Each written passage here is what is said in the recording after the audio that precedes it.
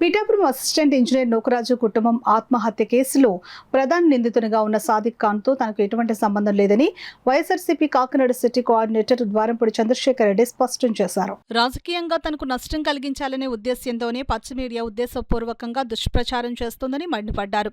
మంగళవారం ఆయన విజయవాడలో విలేకరులతో మాట్లాడుతూ 2023 ఫిబ్రవరి 14వ తేదీన సాదిక్ ఖాన్ రైఫిల్ ఇన్స్టిట్యూట్ ఏర్పాటు చేసుకుని తనను కోరడంతో ప్రారంభోత్సవానికి వెళ్లానని అన్నారు.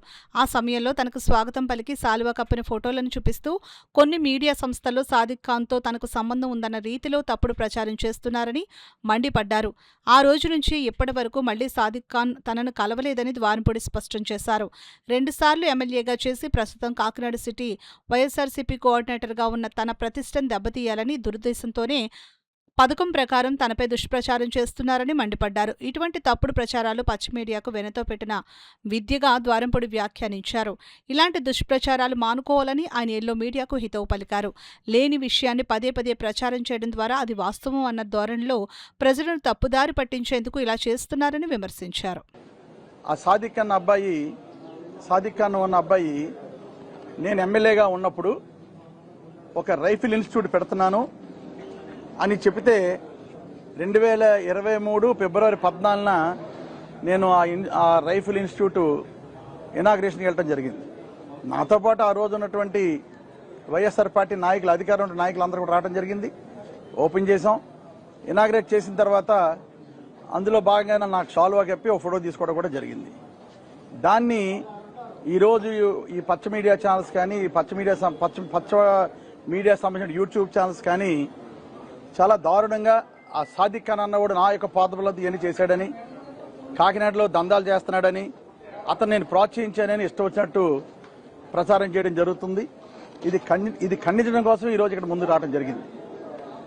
ఆ రోజు నుంచి ఏ రోజైతే నేను అది ఇనాగ్రేట్ చేశానో, ఇనాగ్రేట్ చేసినప్పటి నుంచి ఈ రోజు వరకు కూడా అతను కలిసిన సందర్భం లేదు. ఒక్కసారి కలిసి ఇనాగ్రేట్ చేసినప్పుడు ఫోటో తీయించుకుని దాన్ని ఇంత దారుణంగా ప్రచారం చేయడం కరెక్ట్ కాదని సందర్భంగా తెలియజేసుకుంటూ ఇప్పటికన్నా కూడా దొంగ ప్రచారాలు మానేయండి.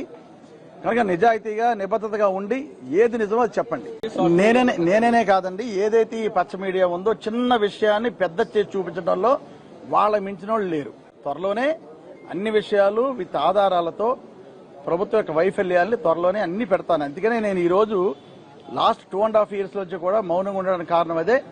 ప్రభుత్వాన్ని ఎన్నుకున్నారు, ప్రభుత్వం ఏ విధమైన పనులు చేస్తుందో చూసి దాని మీద స్పందించాలని ఆగాను.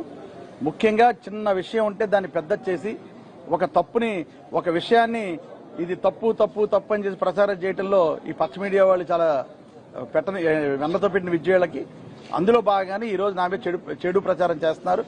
కాకినాడ ప్రజలు తెలుసు నేను ఏంటంది, కనుక ఇటువంటి ప్రచారాలు మానుకోమని విన్నవించుకుంటున్నాను. ఇందులో ఆ ఇన్స్టిట్యూట్ లో మా బంధువుల పిల్లలు చాలా మంది ట్రైనింగ్ అయ్యారు రైఫిల్ షూటింగ్ లో.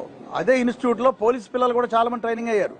కనుక అది ఒక ఇన్స్టిట్యూట్ కింద ఉన్నాడు కానీ ఇటువంటి పనులు చేస్తున్నారు అది అనుకోలేదు. చాలా దురస్థకరమైన సంఘటన. కనీసం ఆ కుటుంబ వాళ్ళు ఇలాగా ఎవరిని అప్రోచ్ అవ్వలేదు. ఏ పొలిటీషియన్ వెళ్ళినా కూడా డిఫరెంట్ గా వాళ్ళు హెల్ప్ చేద్దరు. బ్యాడ్ లక్ వాళ్ళు ఎవరిని ఏ పొలిటీషియన్ కూడా ఏ పార్టీ వాళ్ళని ఏ పొలిటీషియన్ కూడా వాళ్ళు సంప్రదించకపోవడం నిజంగా బాధాకరమైన విషయం. కనుక కుటుంబం ఈ రోజు మొత్తం కుటుంబం కూడా చనిపోవడం కూడా జరిగింది. 100% అండి. నేను వైఎస్ఆర్ పార్టీలో ఉన్నాను, 2 సార్లు ఎమ్మెల్యే చేశాను, అక్కడ కాకినాడ కోఆర్డినేటర్గా ఉన్నాను.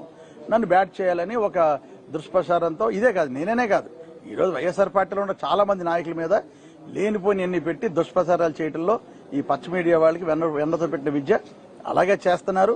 కనుక తప్పకుండా ప్రజల దేశం ఏమిటంది, మా నాయకుడు ప్రజలు తెలుసు. కనుక 100% ప్రజలు తెలుసుకుంటారు.